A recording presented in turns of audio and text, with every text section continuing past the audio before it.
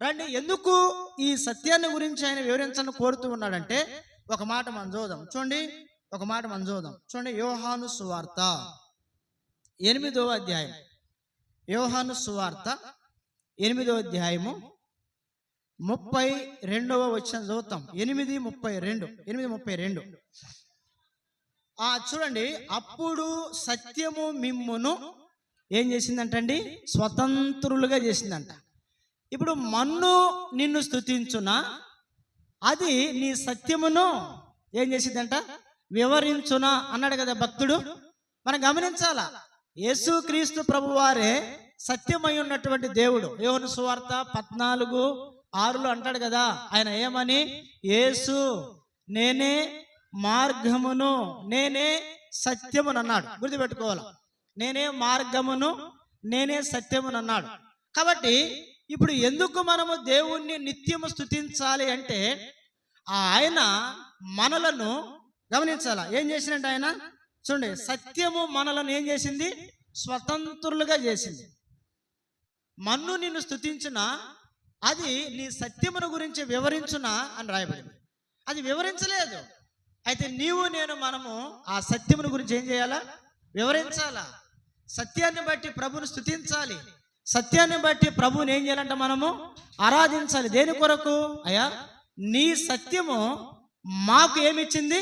స్వతంత్రత అంటే స్వతంత్రులుగా మమ్మల్ని చేసే సత్యం.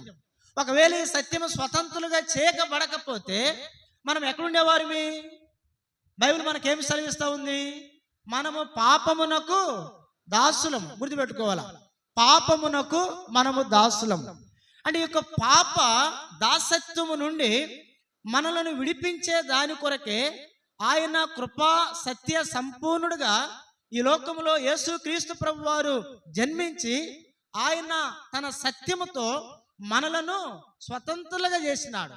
అంటే పాపము నుండి దేవుడు మనల్ని ఏం చేసినట్టు? ఆయన విడిపించినాడు. విడిపించకపోతే ఏంటి? రోమపత్రిక 6:23 మనం చూసే ఎప్పుడు ఒక మాట ఏంటంటే, పాపము వలన వచ్చు జీతం ఏంటి? మరణము. పాపము వలన వచ్చు జీతము మరణం. అంటే పాపానికే మనము ఏమైనాము? 34 వచ్చిన చదువుదాం. 8వ అధ్యాయము 34 చూడండి. అందుకు యేసు, పాపము చేయు ప్రతి వాడును పాపమునకు దాసుడని మీతో నిశ్చయముగా చెప్పుచున్నాను. ఏంటంటే, పాపము చేయు ప్రతి వాడు పాపమునకు ఏంటి? దాసుడు. పాపము చేయు ప్రతి వాడు పాపమునకు దాసుడు. అయితే ఈ పాపము వలన వచ్చే జీతం ఏంటంటే మరణము. అయితే దేవుని కృపావరం ఏంటంటే, ఆయన సత్యము ద్వారా మనలను దేవుడు ఏం చేసినాడు? స్వతంత్రులుగా చేసినాడు. అందుకే దావీదు అన్నాడు, యెహోవా నా దేవా, నేను నిన్ను ఏం చేస్తాను?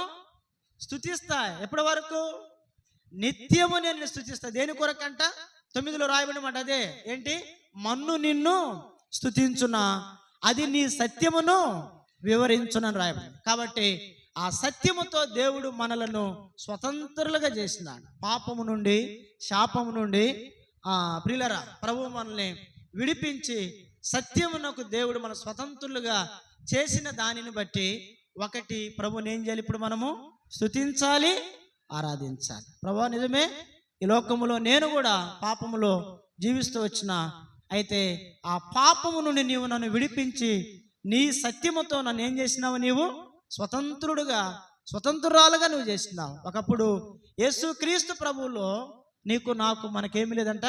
స్వాతంత్రం అనేది లేదు.